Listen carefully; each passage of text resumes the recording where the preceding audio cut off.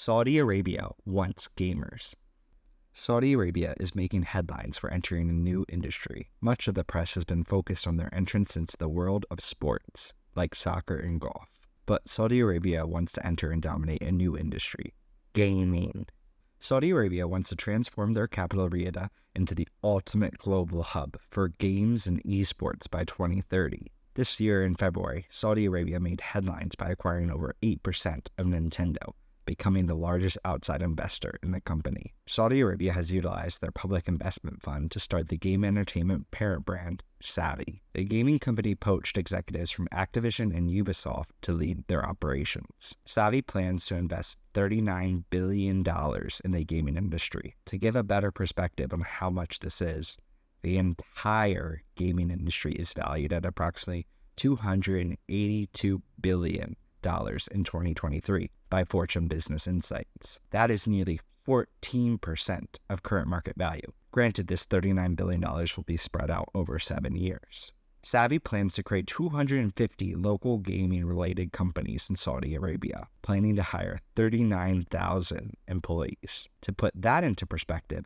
that is over 10 times the amount of employees of the company Zoom. Savvy's most recent major play was its acquisition of Scopely, a mobile game developer known for titles such as Marvel Strike Force, Monopoly Go, and Star Trek Fleet Command. Mobile games are likely just the entrance for the Saudis' game studio. What the Saudis really want is a MOBA. Like League of Legends, Dota 2, or Pokemon Unite, these types of games are some of the highest grossing, League being the 7th highest grossing game of all time, and attract large audiences, particularly in Asia. If Saudi Arabia can increasingly control the esports circuit and a major MOBA, they can become entrenched into the gaming world. Saudi Arabia knows it has an image issue regarding its human rights violations and was subject to a boycott by Riot Games, developer of League, in 2020 after fan outcry.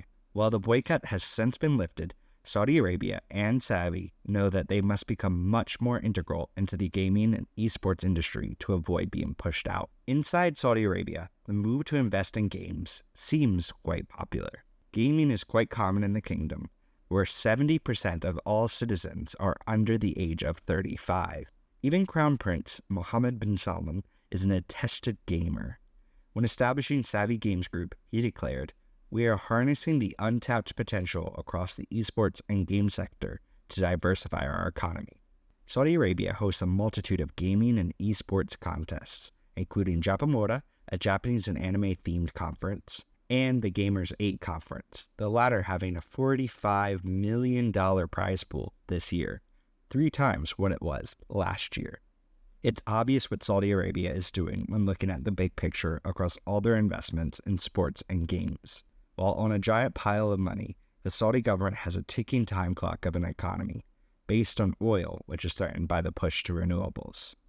Instead of diversifying the economy into manufacturing or financial services, the Saudi government strategy is to diversify into culturally significant entertainment spaces. While a large initial investment, the potential rewards are much more than monetary. Becoming a seat of entertainment means that you have the world's eye, continuing to host major world events that involve celebrities from major developed countries, which means that the world cannot cut you off from defense contracts for security reasons. We'll likely see much more of this type of entertainment investment by the Saudis over the next decade. We'll just have to wait and see how this changes the industry and world.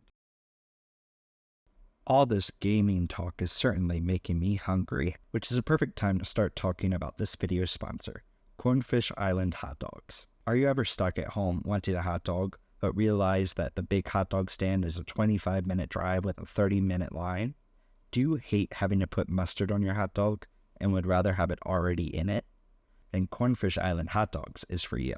Cornfish Island Hot Dogs, or CIH for short, is a weekly subscription box of over 13 different hot dogs to have over the course of the week. And the good news is the nice people over at CIH have given me the promo code Big Dog that will give you a 40% off code for your first week and a half of the subscription.